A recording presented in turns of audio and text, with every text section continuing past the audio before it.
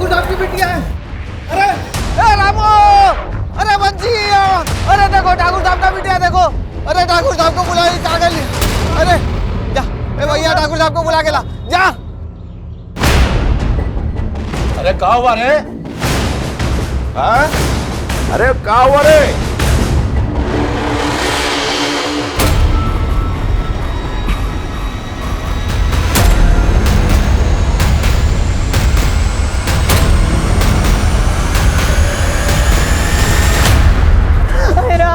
मैं क्या कर डाला?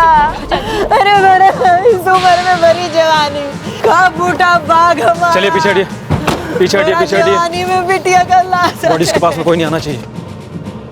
अरे हमारा सांप लगेगा उस पापी को। इंस्पेक्टर साहब देखिए क्या होगा।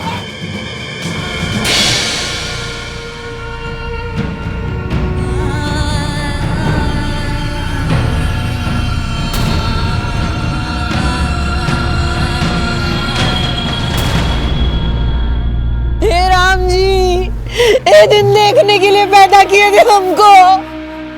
जवान बिटिया का लाश देखने मिल रहा है। पीछे हटाओ। आप पीछे हट जाइए, बॉडी को हाथ मत लगाइए। इन्हें पीछे कीजिए। अरे हमारा शराब लगेगा उस भाभी को। पीछे कीजिए, पीछे कीजिए। ये आप ही की बेटी है? जी, ये हमारा भाभी हैं। ये दीपा इनका बिटिया है और ये आशा हमरा। आप सब लोग साथ में ही रहते हैं? जी। ये कुर्सी को पहचानते हैं आप? जी, हमारे घर का जो पीछे वाला आंगन है उसमें पड़ा रहता है। और ये साड़ियाँ? हमारी है, कल ही धो के सुखाए थे पीछे। बोला खबरदार, कौन हाथ नहीं लगाएगा हमारी बच्चियों को। जब तक हमारी बच्चियों का कातिल पकड़ा नहीं जाएगा ना, तब तक ये ऊपर ही लटकी रहेंगी। अरे क्या कर रही हैं आप? देखिए, इतना इमोशनल होने से कोई फायदा नहीं। पोस्टमार्टम रिपोर्ट के आने के बाद ही ना पता चलेगा कि ये मर्डर का केस है या आत्महत्या का। हम पाल पोस के बड़ा किए थे इनको। हमारी बच्ची आत्महत्या नहीं कर सकती। हवलदार से कहो जैसे ही ये लोग यहाँ से हट जाएं, बॉडीज को नीचे उतार लेंगे। सर,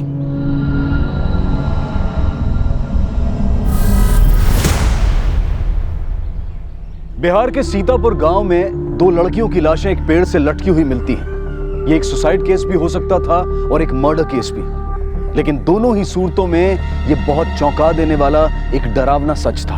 आज की ये कहानी बच्चों और उनके माता पिता सभी के लिए बहुत ही महत्वपूर्ण है, क्योंकि गांव हो या शहर, इस तरह की घटनाएं दिन पर दिन बढ़ती चली जा रही हैं। इसके लिए हम सबको मिलकर इन वारदातों पर रोक लगानी होगी और खासकर माता पिताओं को इसमें खास भूमिका निभानी होगी। आइए देखते हैं हमारा आज का ये केस।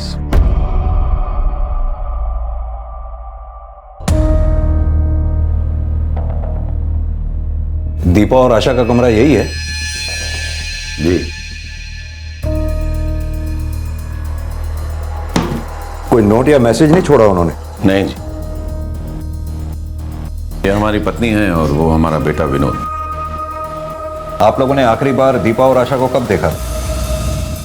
कल रात खाना खाने के बाद 10:30 बजे के करीब। सर इनके घर में पीछे की तरफ भी एक दरवाजा है।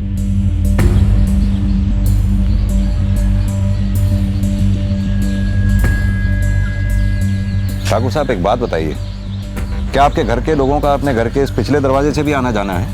जी, लेकिन बहुत कम। सर, ये भी तो हो सकता है कि वो रात को इसी रास्ते से निकली हो और किसी को पता भी ना चला हो। आप लोग अपने आप को क्या समझते हैं? अरे हमारी बिटिया रात को इस दरवाजे से बाहर क्यों जाएंगी? देखिए ठाकुर साहब, मैं समझाता हूं आपको। आप लोगों के बेडरूम घर के आगे की तरफ है और आपके घर का ये पिछला दरवाजा आपके बेडरूम से इतनी दूर है कि अगर कोई आपके घर का सदस्य चुपके से बाहर आना या जाना चाहे तो इस दरवाजे का इस्तेमाल कर सकता है। और यह भी हो सकता है कि दीपा और आशा इस दरवाजे से चुपके से बाहर गई हो कि उसका कोई जानकार इस दरवाजे से अंदर आया हो और उन्हें बाहर ले गया हो। इंस्पेक्टर साहब, इस गांव के मुखिया हैं हम। किसी का मजाल नहीं है हमारे घर की तरफ देख भी ले। आप तो आने जाने का बात कर रहे हैं। तो हो सकता है उन दोनों ने खुद अपनी जान ली हो, कोई टेंशन थी उन्हें। इंस्पेक्टर साहब, हमारे घर में सब कुछ नॉर्मल रहता है।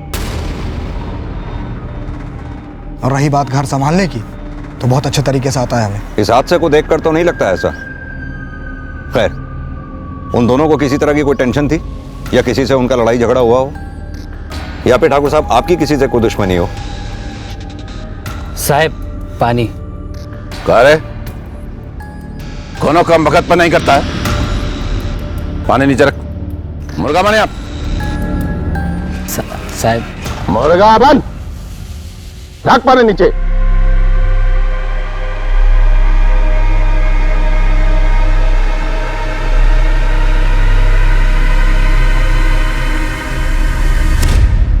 नहीं साहब, हमरा कोनो से कोई दुश्मनी नहीं।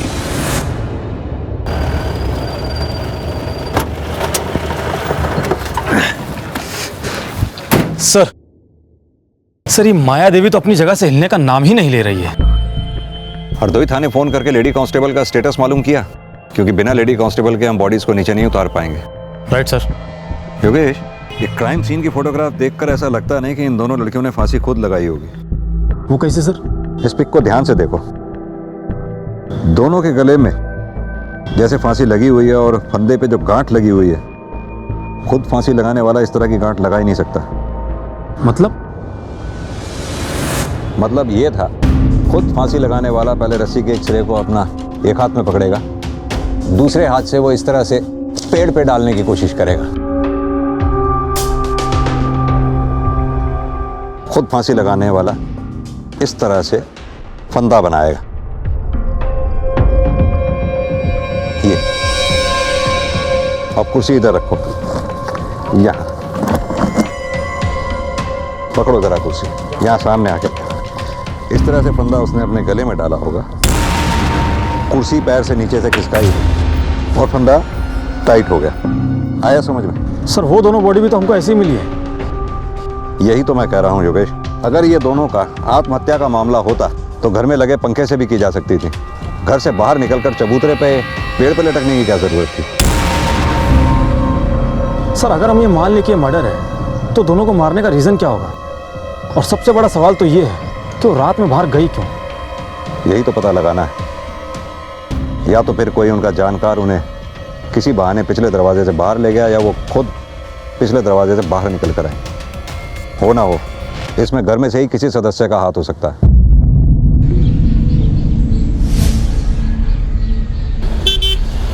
ब्रजेश जी का परिवार का गांव में बहुत इज्जत है साहब, किसी से कोई लड़ाई झगड़ा भी नहीं, पता नहीं कहाँ हो गया। अच्छा एक बात बतलाइए, ये ब्रजेश जी की बेटियां कैसी थीं? साहब 2 लड़कियां तो बहुत अच्छी थी और उनका कोई दोस्त सहेली भी नहीं था, और दोनों वैसे भी घर से ज़्यादा बाहर निकलते कहाँ थे। ठीक है सर।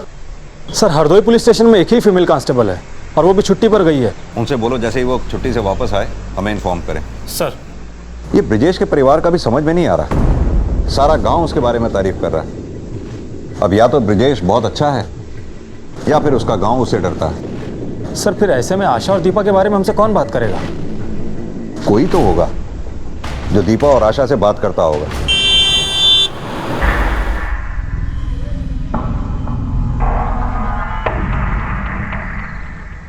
सर पता चला है कि ब्रजेश के गांव के दर्जी से आशा और दीपा के कपड़ों को लेकर बहस हुई थी।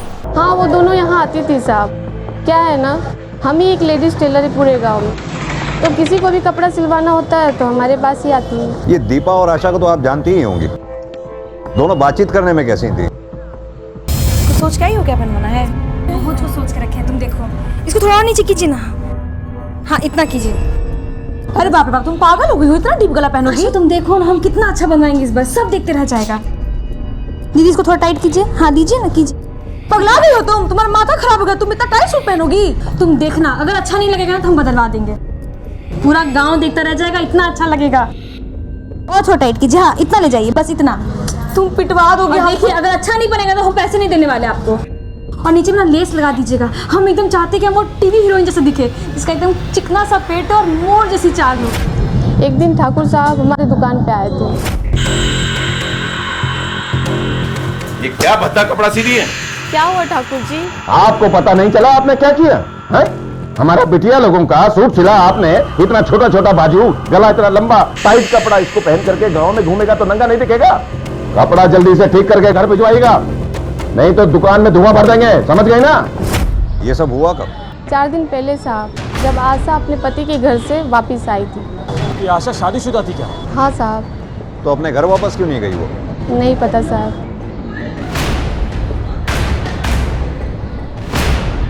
कमाल करते इंस्पेक्टर साहब आप। अरे हमारी बिटिया थी, वो कुछ भी पहने, किसी को क्या लेना देना? अरे चुप हो जाइए ना आप लोगों ने हमें पहले क्यों नहीं बताया कि आशा की शादी हो चुकी है? इसमें बताने वाली कौन सी बात थी? सब लोग जानते थे कि वो कुछ दिनों के लिए मायके आई थी। तो फिर आशा के ससुराल से कोई दिखाई क्यों नहीं दिया? आशा का पति कहां पर है? इंस्पेक्टर साहब, अगर आपको जांच ही करना है ना तो बाहर जाके कीजिए ना, कातिल तो आपको बाहर मिलेगा। आप बार बार जैसे घर में घटना घटा है वहीं आ जाते हैं। आप लोगों का कुछ काम है नहीं, बस यही रह गया। करे किसने मंगाया पानी? वो साहब हम जाते हैं। और देखिए इंस्पेक्टर साहब, अगर आपसे ये मामला नहीं संभलता हो तो हमें बता दीजिए, हम कुछ इंतजाम कर लेंगे। देखिए साहब, हमारा परिवार ऐसा ही बहुत मुश्किल से गुजर रहा है।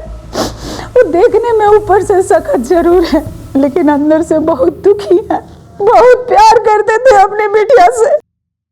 आप यही जानना चाहते हैं ना कि उस दिन दर्जी के यहाँ से कपड़ा आया तो क्या हुआ? ए छोड़ ना दीपा, सुन ना, आपसे बात करने दे।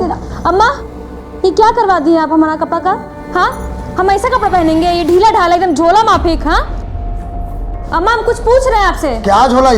झोले से कपड़ा है, 1 नंबर कपड़ा है। गांव की जितनी लड़कियों को देखो सब ऐसे ही कपड़ा पहनती है, और तुम दोनों पे कपड़ा बहुत जचेगा, बहुत। समझी? यही कपड़ा तुम लोग को पहनना है। तुम पहनो ये कपड़ा, समझे? चलो आशा। देख रही हो अम्मा, दिन पर दिन लोग का नौटंकी बढ़ते चल जा रहा है। ये नहीं पहनेंगे, वो पहनेंगे। अरे बाप रे बाप! ए दीपा, क्या कर दी? तुम सच में कपड़ा जला दिया। अम्मा को पता लगेगा ना तो तुमको पता नहीं है क्या कर देगी। अब हम इनकी मनमानी नहीं चलने देंगे, हम वही करेंगे जो हमारा मन करता है। क्या हो रहा है ये सब? अरे बोलते क्या नहीं? कपड़ा जला रहे हैं जो आप बिगाड़ के लेकर आए थे।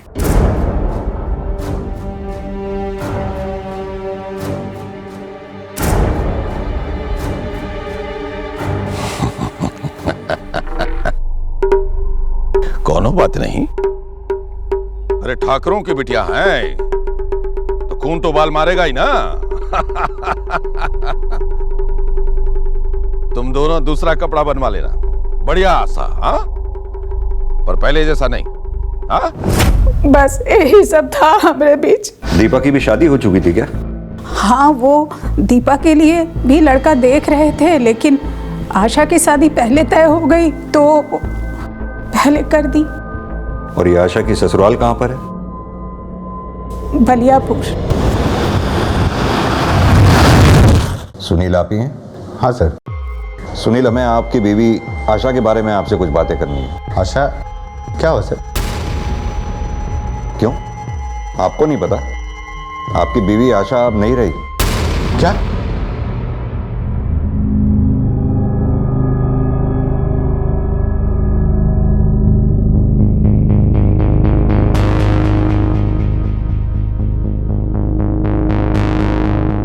क्या हुआ उसको? क्यों, आपके ससुराल वालों ने आपको खबर नहीं की? नहीं सर। दरअसल हमें दीपा और आशा की लाशें गांव में पेड़ से लटकी मिली। सुनील, आपको क्या लगता है, क्या दीपा और आशा की कोई ऐसी मजबूरी रही होगी जिसकी वजह से ये सब हुआ? हमको नहीं पता सर, लेकिन अभी 2-3 दिन से हमारी बात भी नहीं हो रही है। क्यों? अब क्या बताएं सर, जब से ब्याह की आई थी ना, सारा घर सर पे उठा रखा था। जब देखो हमसे और हमारे बेटे से लड़ती ही रहती थी। गरम गरम पूरी, छोला का साथ पूरी बहुत अच्छा लगता है। और हमारी बड़ी अम्मा तो 1 नंबर छोला बनाती हैं। उसको धीमा धीमा आंच पे पकाएगा ना तो बहुत अच्छा बनता है, हबर दबर करेगा ना तो तुम सब गड़बड़ हो जाता है। हाँ। अरे हाँ, सिर्फ तुम्हारी बड़ी माँ ही तो छोले बनाती है, हमें थोड़ी कुछ करना आता है। अरे हमें और भी काम होते हैं, समझी तुम? ऑफिस भी जाना होता है। जब देखो बड़ी माँ बड़ी माँ बड़ी माँ। माँ जी, आप ना हमारी बड़ी अम्मा के बारे में कुछ मत कहिए। हम तीनों भाई बहन को ना अकेले पाला है उन्होंने, और ये ना कोई आसान काम नहीं होता है। अरे तुम्हारी बड़ी माँ ने तुम तीनों भाई बहनों को पाला है तो हमने भी पाला है। मैंने भी बेटा जना है, उसे पाला है, जिसके बलबूते पे तुम ऐश कर रही हो, समझी? देखिए अम्मा जी इसलिए हम फैसला कर लिए थे सर, इस बार कुछ हो जाए हम उसको लाने नहीं जाएंगे।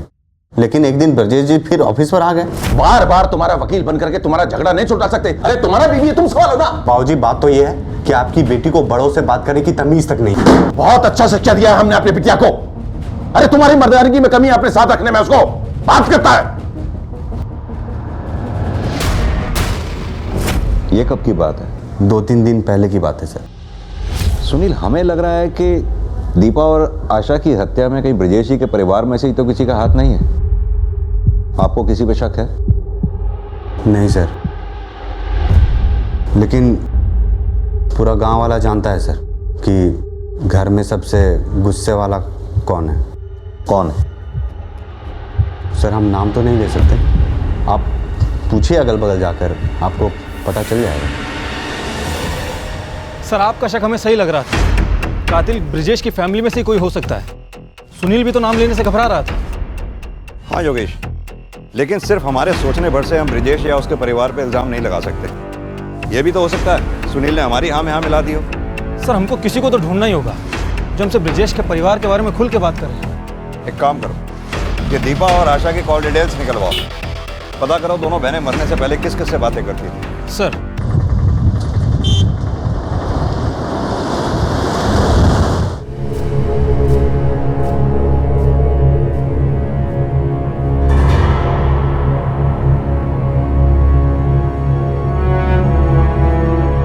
माया देवी जी, हमें ये बॉडी ले जाने दीजिए ना, नहीं तो ये यहीं खराब हो जाएगी। कानून का भी अपना एक तरीका होता है काम करने का, आप लोग समझाइए ना इन्हें।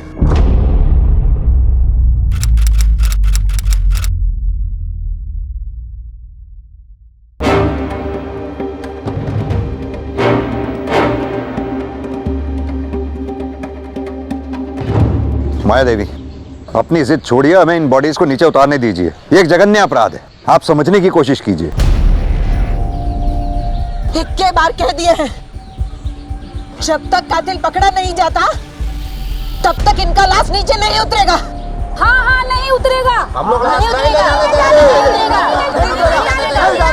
ले जाने देंगे। सुन लिए हैं?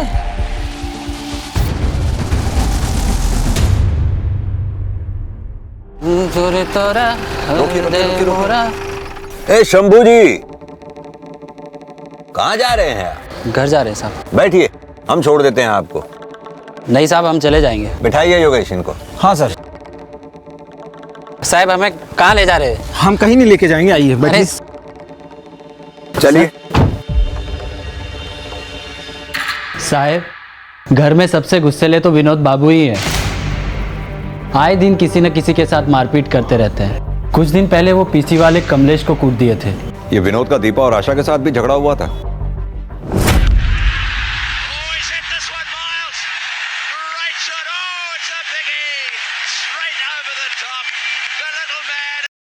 ए, मैं रेडियो लेके कहाँ जा रही हो?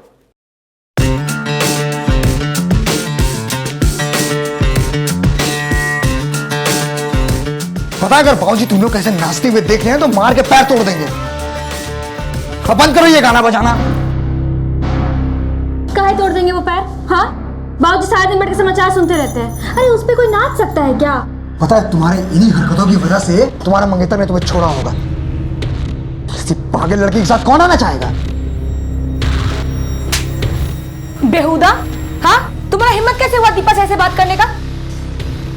माफी मांगो तुम अभी। हम मांगे माफी? बहुत तेज बन गई हो। अरे छोड़ तेज बन गई हो। दोबारा ना इसको हाथ मत लगाना। तुम दोनों को देख लेंगे हम। बहुत तेज बन रही हो ना।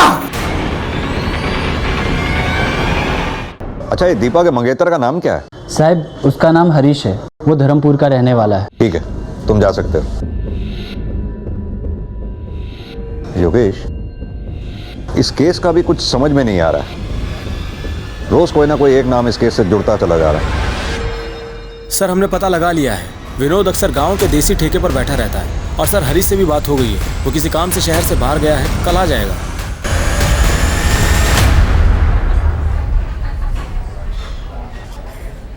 सर पूरा विनोद।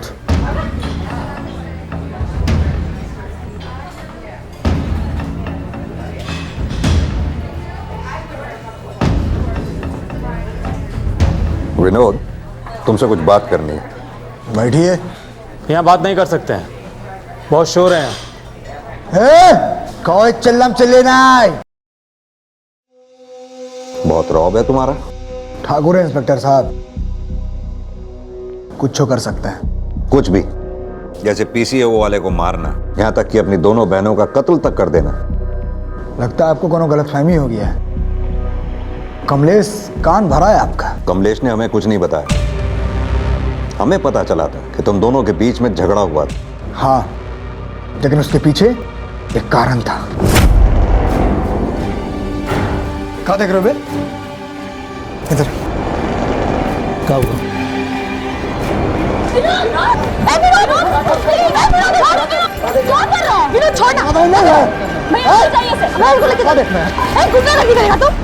सर, कोनो गलत बात होता है ना तो अजीब लगता है, दिमाग झंझना जाता है, गुस्सा लगता है, पर इतना भी नहीं कि हम अपनी सगी बहन को मार दें। पुलिस के सामने कई उलझनें थी। वो चाहते थे कि केस जल्द सुलझ जाए, लेकिन उसके लिए बहुत जरूरी था कि दीपा और आशा की बॉडीज जल्द से जल्द पोस्टमार्टम के लिए भेज दी जाएं, ताकि इस केस में कोई रास्ता मिल सके। लेकिन अपनी बेटियों के गम में न्याय की मांग करती माया देवी ऐसा करने के पक्ष में बिल्कुल नहीं थी।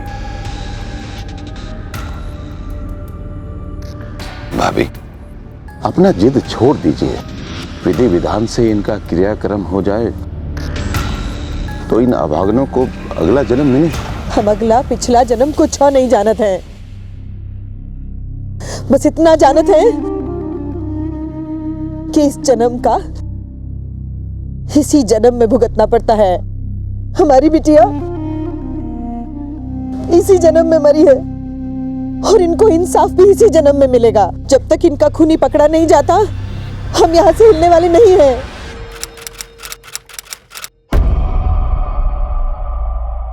दीपा हमें बहुत पसंद थी सर। अरे हमने तो शादी की तारीख भी फिक्स कर दी थी। तो फिर सगाई काहे तोड़ दी तुमने? सगाई हमने नहीं, दीपा ने तोड़ा था। हरीश, हमें आपसे कुछ बात करनी थी। बोलो। सच बात तो ये है कि हम किसी और से प्यार करते हैं, आपसे शादी नहीं कर सकते। अब लड़की है तो सगाई तोड़ भी नहीं सकते, माँ की बहुत बदनामी हो जाएगी। तो अच्छा यही होगा कि आप ही ये रिश्ता तोड़ दीजिए। आप समझ रहे हैं ना हम लोग क्या कहने का कोशिश कर रहे हैं?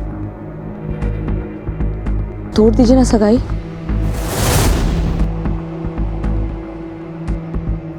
यही सच है सर। तो ये बात देवकी जी ने हमसे काहे छुपाई? अरे लड़की वाले हैं ना, और बदनामी से बचने की कोशिश तो सभी करते हैं। अच्छा, दीपा जिस लड़के से प्यार करती थी उसका जिक्र किया था उसने कभी तुमसे? नहीं सर। सर दीपा और आशा के कॉल रिकॉर्ड्स में सब कुछ नॉर्मल है। उस रात को 11 बजे उन्हें किसी का फोन नहीं आया था। एक बात और सर, आशा जब अपने ससुराल में थी तो वहां से दीपा को सुनील के मोबाइल से कॉल आते थे। हाँ, तो हो सकता है उसे आशा फोन करती हो। और सर कभी कभी तो लेट नाइट पर भी फोन किए गए हैं। बहनें भले कितनी क्लोज क्यों ना हो, लेकिन रोज रात को इतनी क्या बातें होगी करने के लिए? योगेश, ये भी तो हो सकता है कि दीपा को कॉल आशा के ना आकर के आशा के हस्बैंड सुनील के आते हो, और अभी तक हम गलत डायरेक्शन में जा रहे थे। हो सकता है आशा को दीपा और सुनील के बारे में पता चला हो और दीपा और आशा के बीच में इस बात को लेकर झगड़ा हुआ। इस झगड़े के दौरान दीपा का खून हो गया हो और दीपा की हत्या को आत्महत्या की शक्ल देने के लिए हो सकता है आशा ने दीपा की लाश को पेड़ तक घसीटा और फिर पेड़ पर लटका दिया। और हो सकता है फिर आशा को अपने किए पे पछतावा हुआ हो, जिसका प्रायश्चित करने के लिए उसने आत्महत्या कर ली। सर सुनील और दीपा के बीच में अगर अफेयर था भी तो मिलते तो जरूर होंगे। एक काम करो, सुनील के ऑफिस जाकर पता करो, क्या सुनील रोज ऑफिस आया करता था या फिर उससे ऑफिस में कोई मिलने आया जाया करता था। Okay sir. सर एक बात और, ये दीपा ने पिछले हफ्ते किसी मनीराम नाम के आदमी को कॉल किया था, भी 4 से 5 बार।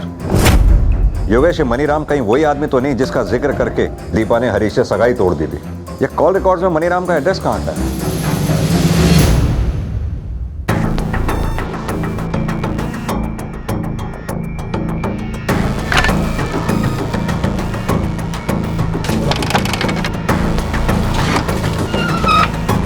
क्या हुआ सर? ये मनीराम कहाँ गया, कुछ मालूम है आपको? नहीं सर, 2 दिन से वो लोग तो दिखे नहीं। कि ब्रजेश की जो बेटी है दीपा, जी, वो कभी मनीराम से मिलने के लिए आई थी क्या? नहीं सर, कभी देखा नहीं। ठीक।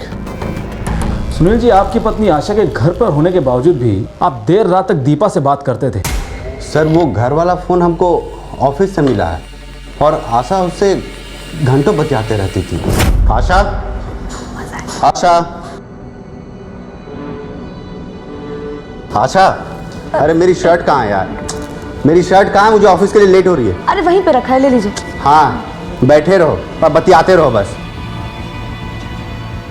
अरे कुछ नहीं, छोड़ो ना, वो शर्ट मांग रहे थे, जाके ले लेंगे।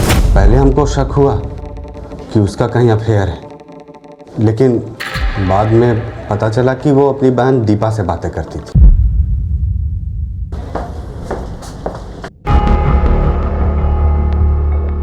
तो सुनिए। जी सर। ये सुनील डेली ऑफिस आते हैं क्या? जी सर, हर रोज़ आते हैं। अच्छा, इनसे कभी कोई लड़की मिलने आई है क्या? नहीं सर, आज तक कोई लड़की तो नहीं आई इनसे मिलने। सर ये भी तो हो सकता है कि ये सारा काम हरीश ने किया हो। सर दीपा ने सगाई तोड़ी थी तो हरीश का ईगो हर्ट हुआ था, तो उसने दीपा को मारना चाहा और बीच बचाव में आशा आ गई और उसी बीच बचाव में आशा भी मारी गई। योगेश, फिलहाल तो तुम साइबर सेल वालों से कहो कि वो मनीराम के फोन को ट्रेस करें। जैसे ही उसके बारे में कुछ पता चले हमें इन्फॉर्म करें। सर बलियापुर थाने से एक महिला पुलिस मिल गई है। गुड।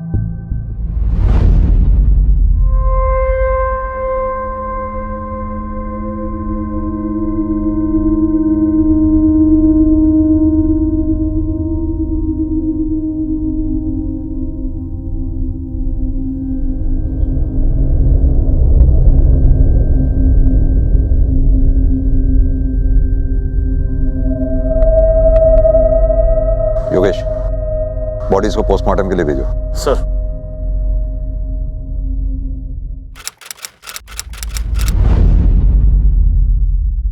सर, हमें आपसे कुछ बात करनी है। सर ये हरीश है, दीपा का मंगेतर।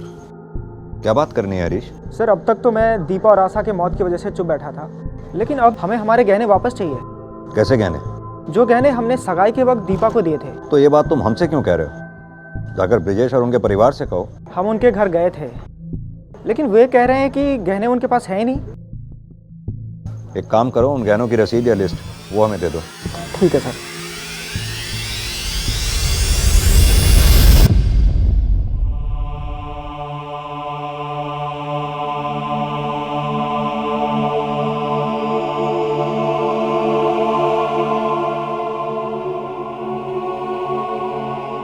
ठाकुर साहब,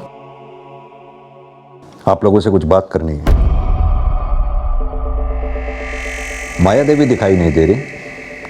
वो अपना मायके गई हैं, उनकी तबीयत ठीक नहीं थी। दरअसल हरीश ने कंप्लेंट लिखवाई है। दीपा की सगाई में जो उसने गहने दिए थे आप लोग उन्हें लौटा नहीं रहे। इंस्पेक्टर साहब, हमने हरीश को कितनी दफे समझाया था कि दीपा के पास कोई गहना वहना नहीं था। सर ये हरीश झूठ काहे बोल रहा है हमसे? योगेश, ऐसा भी तो हो सकता है कि दीपा ने ये बात अपनी फैमिली से छुपाई हो। एक काम करो, तुम्हारे पास मोबाइल में उन गहनों की जो तस्वीरें हैं उन्हें आसपास के ज्वेलर्स को दिखाओ। हो सकता है ऐसे गहने उनके पास बिकने के लिए आए हो। सर। अच्छा सुनिए, अभी हाल फिलहाल में आपकी दुकान पर कोई कंगन बेचने के लिए आया था क्या? हाँ सर। कंगन दिखा सकते हैं? हाँ जरूर।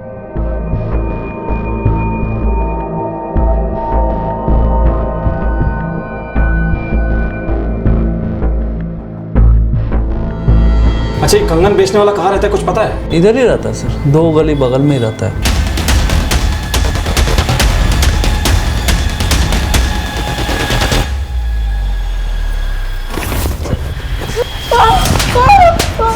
तुमको तो हम थाने में कंगन पहनाएंगे। चल बोल। साहब हम सच बोल रहे हैं साहब। हम उन दोनों लड़कियों को नहीं मारे हैं साहब। हाँ, उन दोनों लड़कियों को गहने छुपाते जरूर देखे थे साहब हम।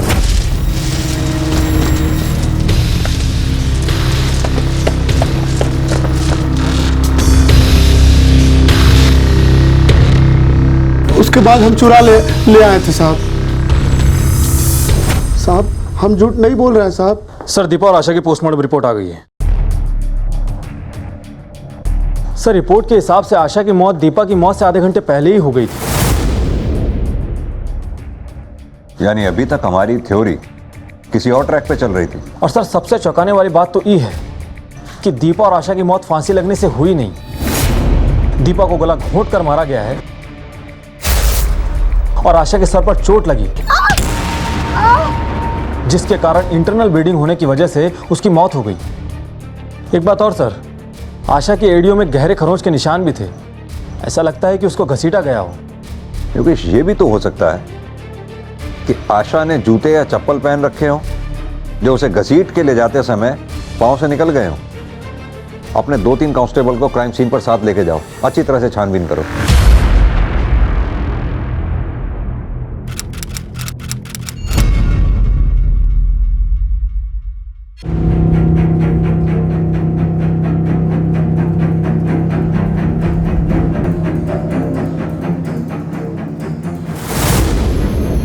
सर यहाँ एक चप्पल मिला है।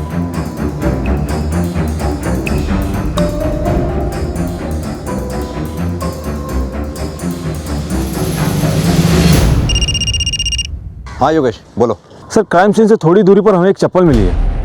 ऐसा लगता है कि चप्पल दोनों लड़कियों में से किसी एक की हो सकती है। वो चप्पल फॉरेंसिक टीम को भेजो, शायद कोई फिंगरप्रिंट्स मिले। ठीक है सर। मनीराम के कॉल डिटेल से कुछ पता चला? हाँ सर, फोन ऑफ करने से पहले मनीराम ने लखनऊ में इस नंबर पर बात की थी। ये नंबर सर। नंबर बोलो। 7898-56523। हेलो जी, मेरी बात मनीराम से हो सकती है? जी होल्ड करिए, बुलाता हूँ।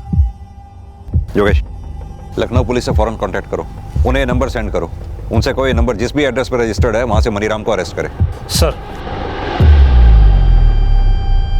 साहब मैंने उन दोनों को नहीं मारा साहब। वो हम पता लगा लेंगे, पहले तुम ये बताओ कि दीपा तुम्हें इतने कॉल क्यों किया करती थी? वो मैं आपको नहीं बता सकता सर, कहीं ठाकुर साहब को पता चल गया तो वो मुझे नहीं छोड़ेंगे सर। ठाकुर साहब के हाथ तो तुम तब लगोगे जब हम तुम्हें छोड़ेंगे।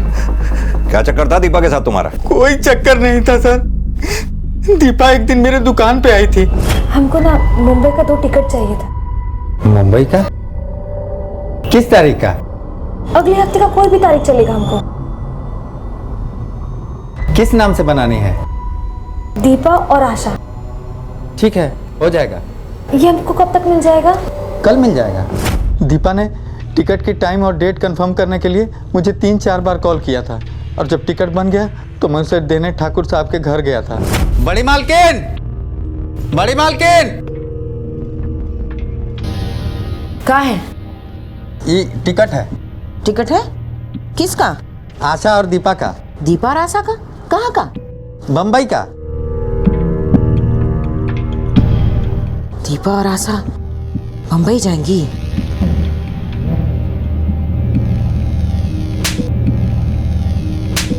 मार कहाँ रही हैं? बुढ़वा खोका, कपाल में भूसा भरे हो। ये सब करने से पहले हमसे पूछ नहीं सकते थे? अरे तो उन्होंने बोला तो मैंने करा दिए। अब करा दिए तो करा दिए। सुनो, ये बात किसी से नहीं बोलिएगा, समझ गए? अब जाइए यहाँ से। ठीक है। जब आशा और दीपा की लाशें मैंने पेड़ से लटकी हुई देखी तो मैं समझ गया कि ये भागने की प्लानिंग कर रही थी, तो इनके घर वालों ने इन्हें मार डाला।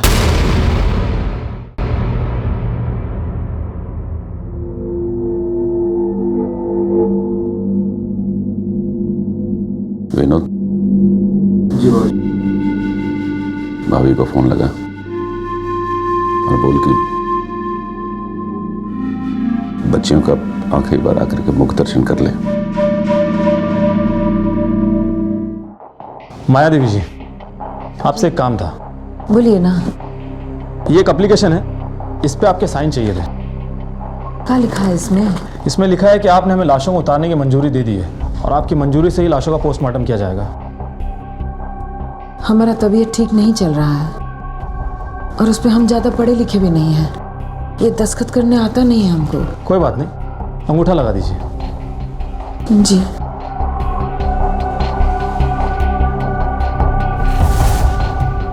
ठीक है। धन्यवाद। इंस्पेक्टर साहब, हमारी बच्चियों के कातिल का कुछ पता चला? अब जल्द ही पता लग जाएगा। चलो।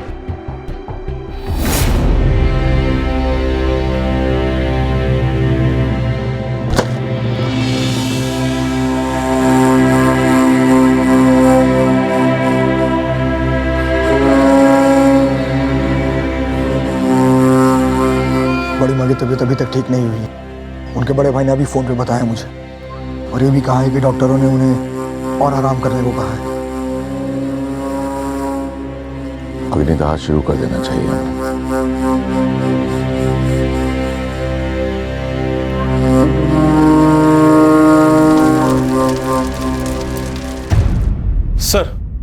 सर माया देवी के फिंगरप्रिंट की रिपोर्ट।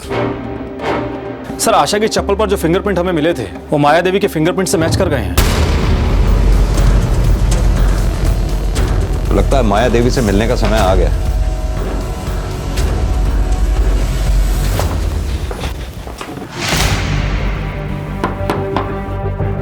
इंस्पेक्टर साहब, आप यहाँ? हमारी बच्चियों के कातिल का कुछ पता चला क्या? जी, अब कातिल और सबूत दोनों हमारे पास हैं। कौन है कातिल? आप ही बताइए। हम बताएं? चलिए हम बताते हैं। आशा की चप्पल पर पाए गए फिंगरप्रिंट्स आपके फिंगरप्रिंट से मैच कर गए।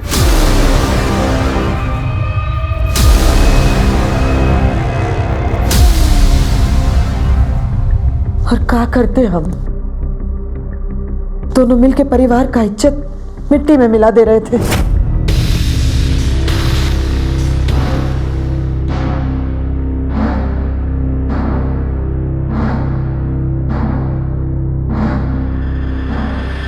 इस तरह लड़कियों को नाचना शोभा नहीं देता है। लड़कियों को कंट्रोल में रखो, नहीं तो किसी दिन भाग जाएगी। अरे बहन जी, ये दोनों लड़कियां पगलैट हैं। जब भी मिलती हैं ऐसे ही उल्टी सीधी हरकतें शुरू कर देती हैं। बहन जी, मैं गर्ल स्कूल पढ़ाती हूँ, लड़कियों को अच्छी तरह समझती हूँ। आजकल की लड़कियाँ लड़कों को कम और लड़कियाँ को ज़्यादा पसंद कर रहे हैं।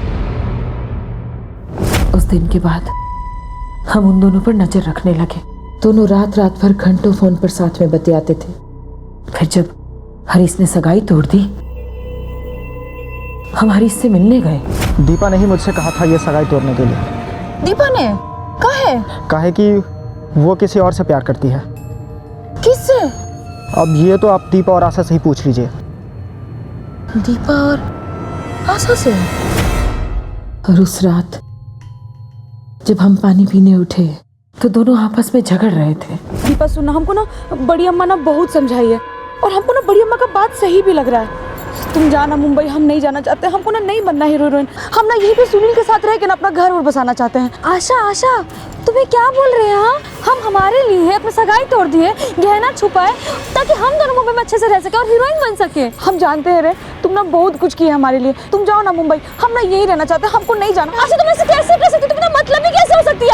आशा को कुछ नहीं पता, तुमको जाना पड़ेगा हमारे साथ। मस्ती करेगी हमारे साथ। नहीं जाएंगे, छोड़ो। आशा तुमको जाना होगा।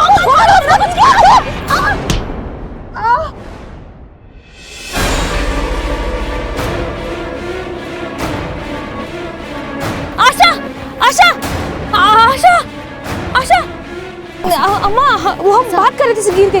आशा अरे ये तो मर गई। ये क्या करती हो बिटिया? ये तो मर गई है। क्या करें? नहीं अम्मा, नहीं। हम ऐसा कुछ नहीं किया था अम्मा। हम तो बस समझा रहे थे उसको। शांत हो जाओ, करते कुछ। हम सब ठीक कर देंगे। आशा, एक काम करो, 2 साड़ी लेकर आओ हमरी। जा 2 साड़ी लेकर आओ हमरी, और सुनो, 1 कुर्सी भी लेकर आओ। हाँ जाओ।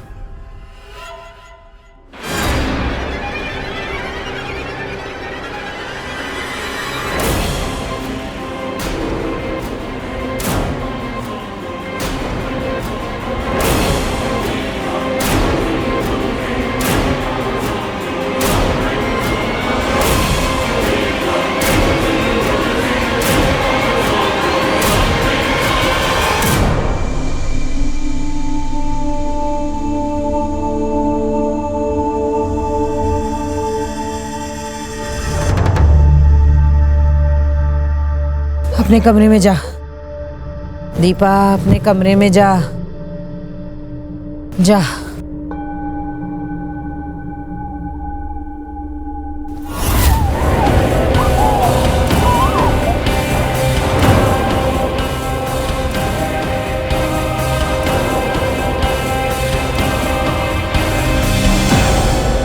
कितना लाड प्यार से पाले थे हम दोनों को, और वो क्या करने चली थी? भाग जा रही थी। परिवार का नाम पर कलंक पोत देती।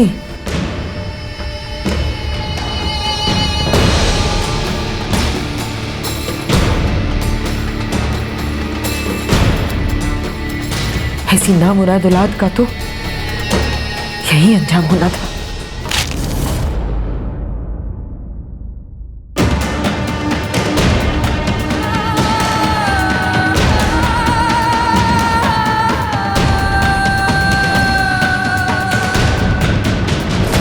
इसीलिए हमने उन्हें मरने के बाद भी पेड़ पर सड़ने दिया।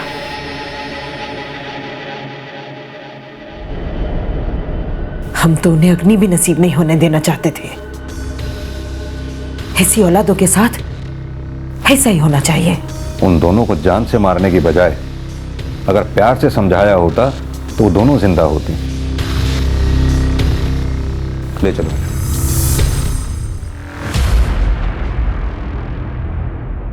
जब परिवार में एक दूसरे से बातें छुपाई जाती हैं, जब उनके बीच का विश्वास खत्म हो जाता है, तो आगे चलकर कहीं ना कहीं उनके बीच में नफरत की एक खाई बन जाती है, जो कभी भी किसी जुर्म या हादसे का कारण बन सकती है। बच्चों और माता पिता का आपस में वक्त बिताना, एक दूसरे की परेशानियों को बांटना, ये बहुत जरूरी है। हमें ये समझना होगा कि हमारी सबसे बड़ी दौलत हमारा वक्त ही है, और उसे अपने परिवार और अपने बच्चों के साथ बांटना एक खुशहाल जीवन की निशानी है। दीपा और आशा भी इन्हीं हालात का शिकार थी, और घर वालों की जरूरत से ज्यादा पाबंदियां उनके लिए दुख और घुटन बन गई थी, जो कि शायद माया देवी समझ नहीं पाई, और गुस्से और आवेश में वो गुनाह कर बैठी जिसकी सजा पूरे परिवार ने भुगती। माया देवी को उनके इस जघन्य अपराध के लिए आईपीसी की धारा 302 के तहत आजीवन कारावास की सजा सुनाई गई। अब मैं अनूप सोनी आपसे विदा लेता हूं। फिर मुलाकात होगी अगले एपिसोड में एक और चौंका देने वाले केस के साथ। तब तक अपना और अपने परिवार का ख्याल रखें और देखते रहें क्राइम पेट्रोल डायल 100। सबक एक को, सीख हम सबको। जय।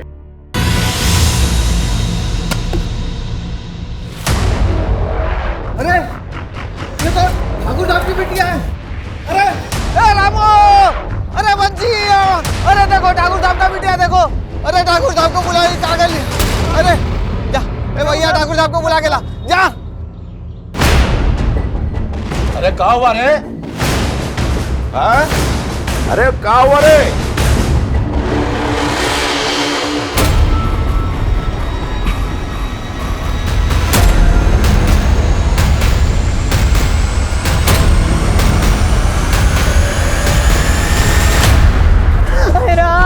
मैं क्या कर डाला? अरे मेरे इस उम्र में भरी जवानी का बूटा बाग हमारा। चलिए पीछे हटिए, पीछे हटिए, पीछे हटिए। जवानी में बिटिया का लाश। बॉडी के पास में कोई नहीं आना चाहिए। अरे हमारा सांप लगेगा उस पापी को। इंस्पेक्टर साहब देखिए, ये आशा हमरा, आप सब लोग साथ में ही रहते हैं? जी। ये कुर्सी को पहचानते हैं आप? जी, हमारे घर का जो पीछे वाला आंगन है उसमें पड़ा रहता है। अरे साड़ियाँ हमरी है, कल ही धो के सुखाए थे पीछे। खबरदार, कौन हाथ नहीं लगाएगा हमारी बच्चियों को। जब तक हमारी बच्चियों का कातिल पकड़ा नहीं जाएगा ना, तब तक ये ऊपर ही लटकी रहेंगी। अरे क्या कर रही हैं आप? देखिए, इतना इमोशनल होने से कोई फायदा नहीं।